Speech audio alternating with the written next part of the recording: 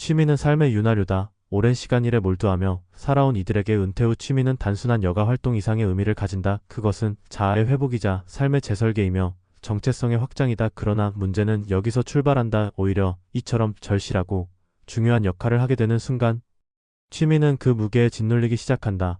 과도한 투자와 기대는 취미를 즐거움의 대상에서 부담과 집착의 대상으로 바꾸고 그 결과 노후의 삶 전체에 악영향을 미칠 수 있다. 취미가 독이 되는 첫 번째 이유는 경제적 착시에서 비롯된다. 사람들은 취미를 단순한 소비 활동이 아니라 행복을 위한 투자라고 여기는 경향이 있다. 물론 일정 부분 맞는 말이다.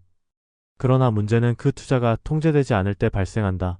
은퇴 전까지는 정기적인 소득이 있었기에 어느 정도의 소비는 감당이 가능했다. 그러나 은퇴 후에는 수입 구조가 달라진다. 국민연금과 퇴직금 혹은 일정한 자산에서 고정 지출을 관리해야 하는 시기에 취미가 과도한 비용을 동반한다면 그것은 더 이상 소소한 즐거움이 아니야.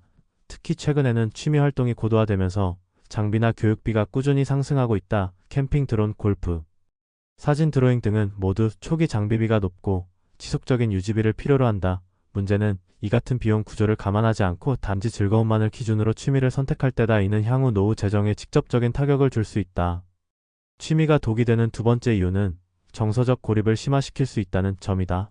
은퇴 후의 가장 큰 변화 중 하나는 사회적 연결망의 급격한 축소다. 이 시기에 많은 이들이 취미를 통해 새로운 인간관계를 기대하지만 실제로는 정반대의 결과가 나타나는 경우도 많다. 자신만의 세계에 빠져들거나 특정 커뮤니티 내에서만 소통하게 되면 오히려 가족과의 대화가 줄고 일상에서의 감정 교류가 단절된다. 특히 장시간을 요하거나 이동이 잦은 취미의 경우 가족과 보내는 시간이나 공동의 생활 패턴을 무너뜨리는 원인이 되기도 한다. 이로 인해 은퇴자는 더욱 고립되고 취미는 외로움을 달래기 위한 반복적 도피 수단으로 전락한다.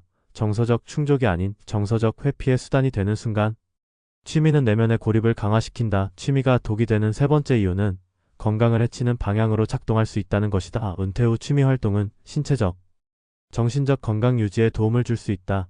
그러나 그 방식이 잘못되면 오히려 건강을 해칠 수 있다. 과도한 활동량, 무리한 일정, 불규칙한 식사 또는 수면 패턴은 모두 문제를 유발할 수 있다. 실제로 많은 이들이 건강을 위해 시작한 산악활동이나 마라톤 등에서 관절 부상이나 심장 질환을 얻는 경우가 있다. 또한 조용한 활동이라도 오래 앉아있는 취미는 허리나 시력에 영향을 줄 수 있고 지속적인 집중은 오히려 정신적 피로를 가중시킨다. 결국 중요한 것은 취미와 생활의 균형이며 신체적 상황에 맞는 무리 없는 활동 선택이다. 그렇다면 노후에 적합한 취미는 어떤 조건을 갖추어야 할까?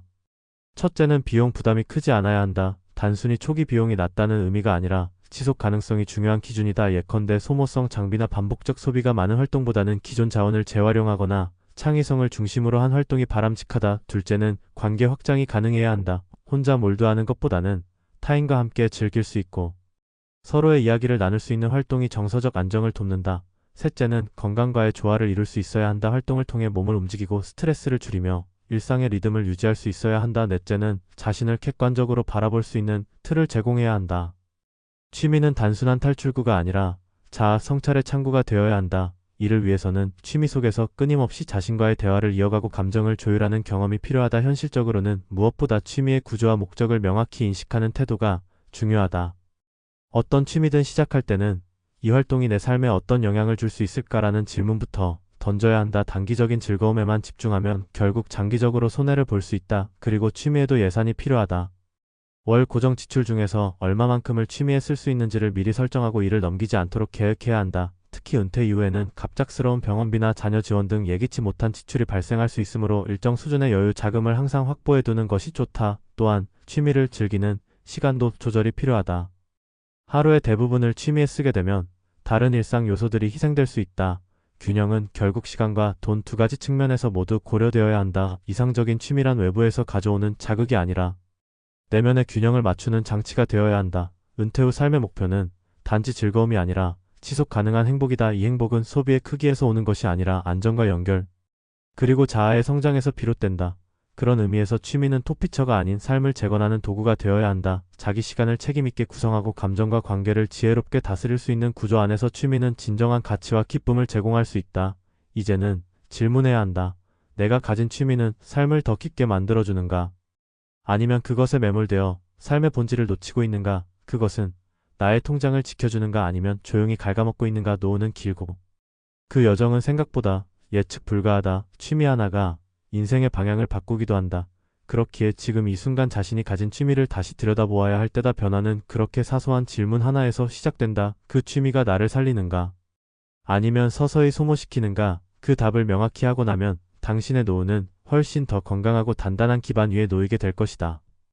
은퇴 후 취미생활은 삶의 질을 높이는 요소이자 자아, 정체감을 유지하는 수단으로 흔히 강조된다.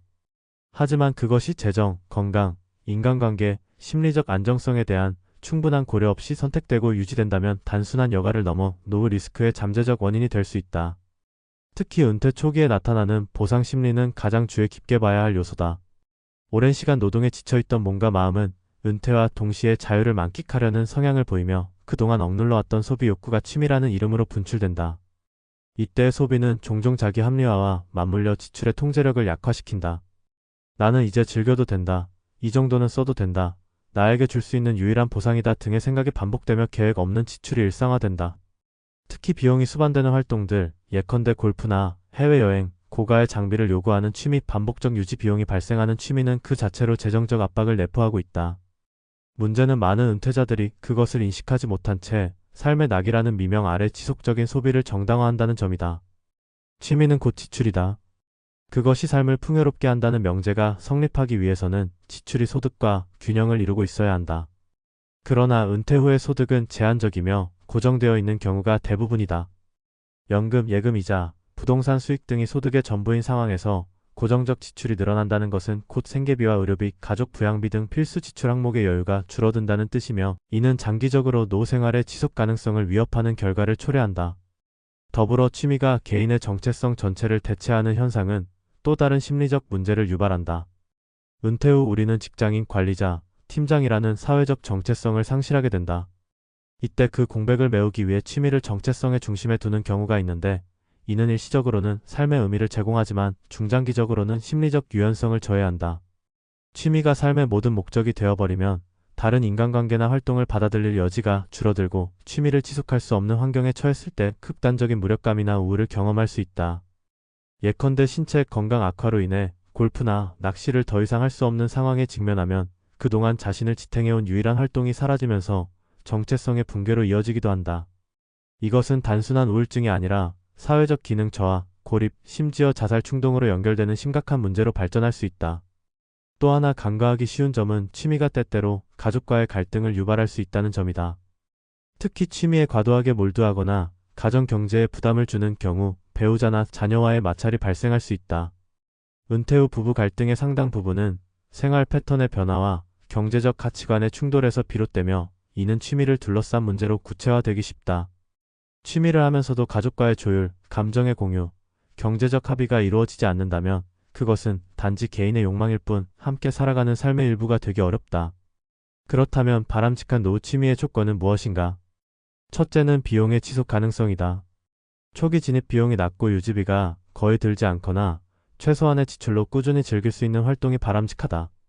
둘째는 신체적 상황의 변화에도 유연하게 대응할 수 있어야 한다.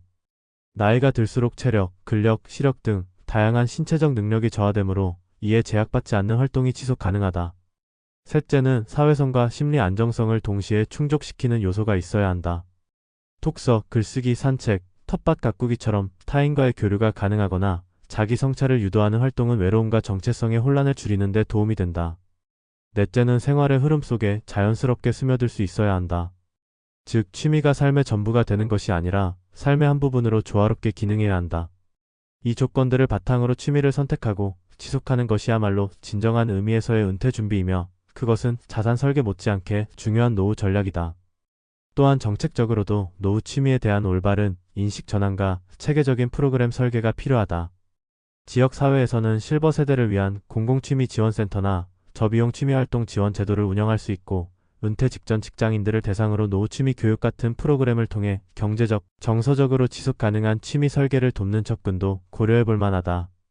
기업 차원에서도 퇴직 예정자 대상의 워크숍이나 사내 동호회 활동의 연계 프로그램 등을 통해 취미가 단순한 여가가 아닌 새로운 사회적 역할로 전환되도록 유도할 수 있다. 결론적으로 은퇴 후의 취미는 잘만 활용하면 삶의 질을 높이는 강력한 도구가 될 수 있지만 무계획하게 접근하면 그 자체로 위험 요소가 될 수 있다. 우리는 이제 단순히 즐거움만을 추구하는 것이 아닌 지속 가능성이라는 이름의 현실성과 심리적 탄력성이라는 이름의 적응력을 함께 고려하는 취미 전략이 필요하다. 은퇴 후의 삶은 더 이상 무한한 자유가 아니라 제한된 자원 안에서의 현명한 선택의 연속이다.